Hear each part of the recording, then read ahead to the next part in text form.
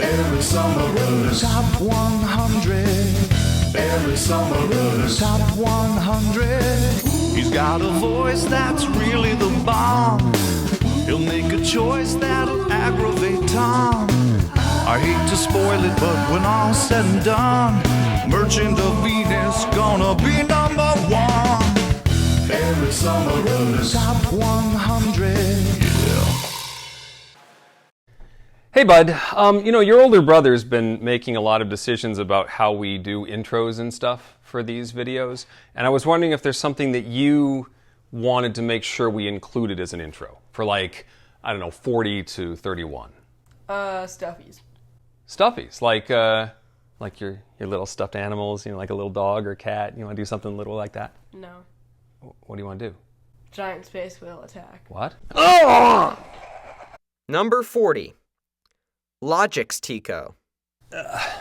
Sometimes the angles for these can be a little tricky. You are currently underneath the table, just so you know.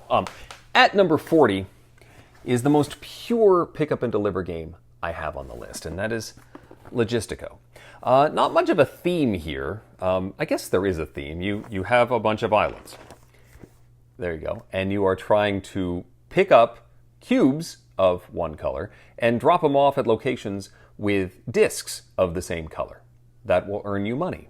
It costs you money to do each thing, and the longer you keep the cubes, the more it's going to cost you. So you're trying to do this as efficiently as possible, but the more you do on a turn, the more it will cost.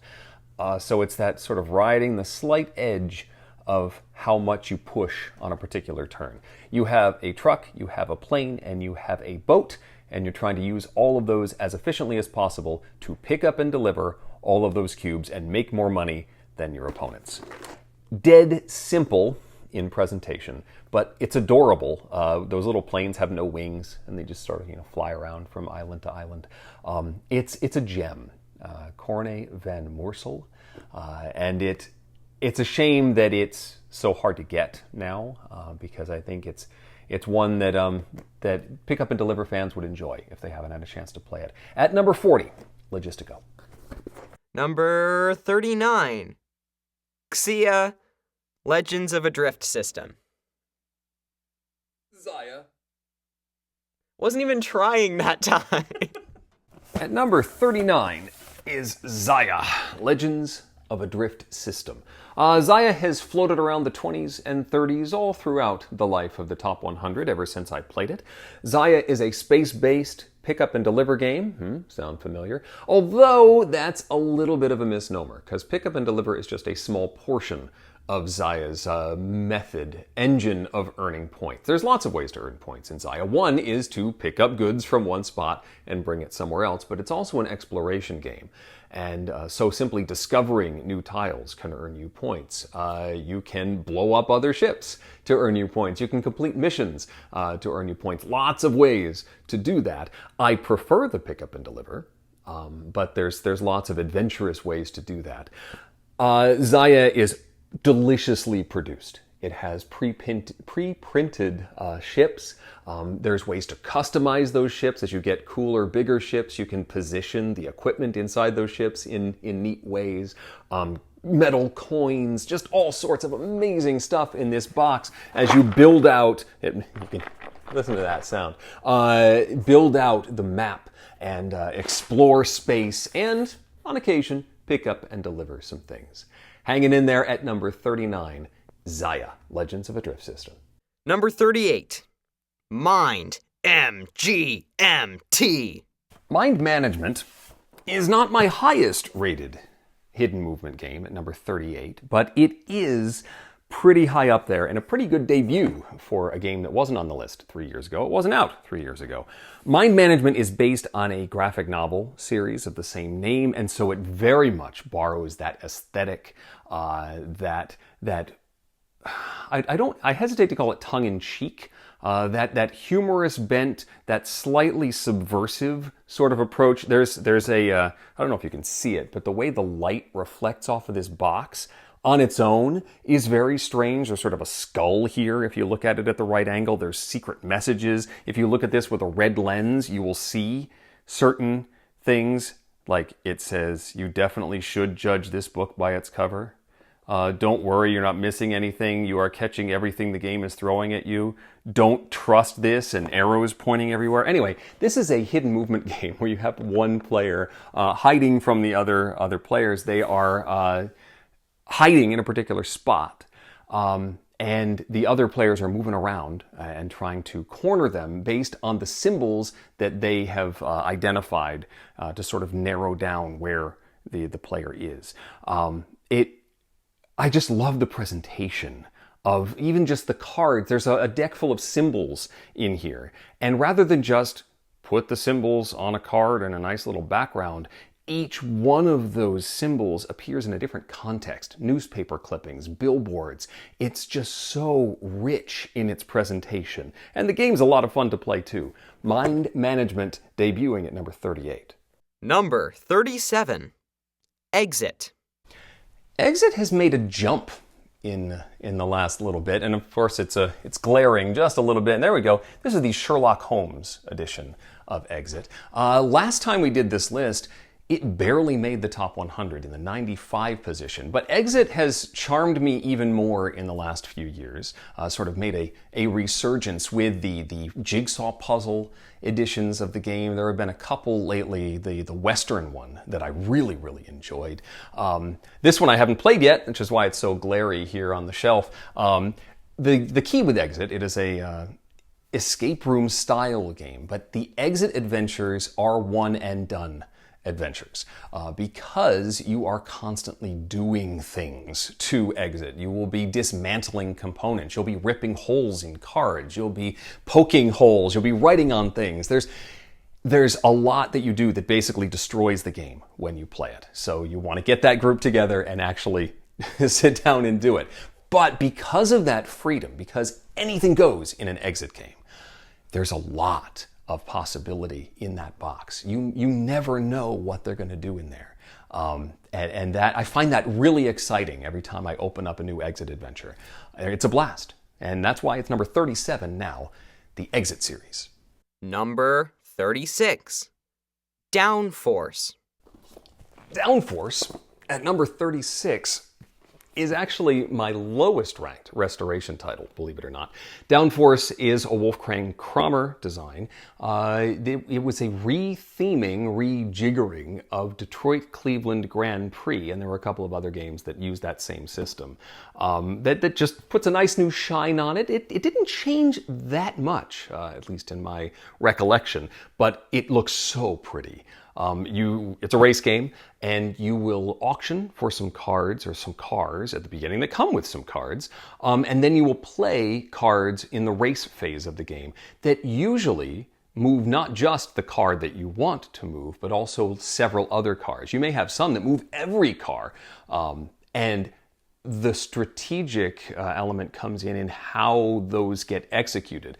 If you play a card that is going to move one of your rivals very far, but you play it at the moment that they're blocked and can't utilize all of that movement, then, well, you've done that right. There's also some betting as you get to different phases in the race, and hopefully you're going to earn more money than your opponents thanks to, judicious betting and good card play. There's a lot to like in Downforce. There's also some cool maps with jumps and oil slicks and all sorts of stuff. And you can play with Mario Kart cars if you really want to, but even without, Downforce. Lovely race game. Number 35. Flamecraft. Still at this lower camera angle, debuting at number 35 is Flamecraft, an adorable game about dragons visiting different shops, collecting lots and lots of resources, and using those resources to enchant said shops, to earn points, but also make those shops that much better. Because as you go, those shops become more powerful. As you enchant them more and more times, when you then visit them, they give you more stuff. It's a real cascade, a plethora of resources that you are acquiring in Flamecraft. The locations are really cute. They have puns galore, references all over the place. It's also pretty straightforward. This is almost an entry-level family weight game. And resource collection and efficiency and order delivery. As you develop more of the locations, you start out with some very basic shops, but then you eventually get some more complicated ones with more complicated abilities. It's really cool how it cascades and moves forward and really pushes toward a satisfying end game. Plus, cute dragons. Flamecraft, debuting at number 35. Number 34. Horrified. At number 34 is Horrified, the cooperative adventure where you are not really running from a monster, although there is some running involved. It's more dealing with a monster because each of the monsters in this box has a different method by which they must be defeated. You might need to collect various symbols. You might have to get items and bring them to a certain spot. You might have to get the bride and groom of Frankenstein together, but only once they have realized their humanity. It is a fascinating, almost pick up and deliver game because a lot of the quests involve getting something and bringing it to somewhere else. It's also about hurting the innocent bystanders who show up on the board, and if they run into the monsters, well, they're not going to last long. So you have to make sure they get where they need to go. While working together, trying to do this as efficiently as possible. The presentation is just so solid in here. And I love the variety of the different monsters and how each one plays a little bit different. Also that you can scale the difficulty. You can play with just a single monster, which is not too tough. And then 2 monsters, it's getting a little hairy. Or you can really play with 3 monsters, all running around with their different goals and objectives. And it gets to be quite the hairy undertaking. Horrified is a great cooperative experience. Number 33. Navaluna. Spanish.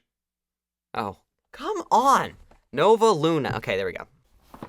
Nova Luna, number 33, was a good bit higher last time. I think it was in the 50s. Nova Luna, let's see, 57 last time. Nova Luna is a game from Uwe Rosenberg, although he gives some credit to Corne van Moorsel for a couple of the mechanisms here. It's an abstract for sure. You're drafting tiles and using those tiles to score themselves, basically. A tile might say, I'm going to score if I'm connected to 2 reds and a yellow. And those reds can not only be directly connected to the tile in question, but can also be connected to another red. So I could have tile and then red, even though this red isn't connected directly to the tile in question, it still counts because it's like a grouping of red. So you can create like large swaths of a particular color and use that to score big on specific tiles. It's a neat twist on the sort of adjacency rule. Of course, the more lucrative a tile is, the more opportunities it has to score, the more difficult it is to get because you'll be claiming this tile and then moving around a time track, which determines the turn order of the game. A lot to juggle. I really want this tile, but it's going to cost me and I'm not going to get a turn for a while. Or do I take a bunch of El Cheapo tiles that might not be able to score on their own, but could help me achieve another objective? Planning is very strong in Nova Luna. I've been playing a lot online, and it's just a delicious game. Really, really solid. Nova Luna. Number 32. Just One. Just One is a lovely game about giving single-word clues. You're trying to get your teammate, it's a cooperative game, trying to get your teammate to guess the clue word that is in front of them that you can see. They can't see it. But every duplicate clue that is given is removed. And so you have to give clues that are unique enough that they aren't going to be removed, but also not so out of the box that they confuse the player who is guessing. Just One sees a lot of playtime here in the house, and I've played this a lot on stream. It's a lot of fun to play online with folks because it's just simple enough that you can do it without needing too many of the components right in front of you. It is a blast to play, and I'm looking at the stats here to see how it is adjusted over the years. Just One is exactly in the same place. Just One was 32 last time. It is 32 this time. It's sticking around. Just One, number 32. Number 31, Jump Drive. Coming in at number 31 is a game that did not make the list last time. In fact, it came in at number 112, so you didn't hear about it at all. That is Tom Lehman's Jump Drive, which is the lighter version of Race for the Galaxy. And, spoiler alert, Race didn't make the list. It's number 133 this time. This one has really supplanted it, due primarily to speed of play. Jump Drive has become sort of my go-to filler at the end of the night. What are we going to play? We have 20, 30 minutes. Let's do a run of Jump Drive. You are creating a tableau, or more of a row, really, of worlds and developments. And every turn, you're going to get income. You're going to get victory points and collect more cards, which then allows you to play more and better cards on a future turn. And you can pretty much only do one or two things on a turn. You can play a world, a development, or one of each, if you can afford it, and maybe do some exploration if you really need to. A recent expansion has added some core worlds to the concept, some goals that you can strive for, which just adds a little more robustness to the whole system. Jump Drive has really charmed me in the last couple of years, and that's why it's jumped up to number 31. Jump Drive. Thanks for watching. We'll see you next time. Bye-bye. No, not again! Every summer, top 100. Every summer, top 100. Every summer, top 100. Every summer, top 100. Yeah.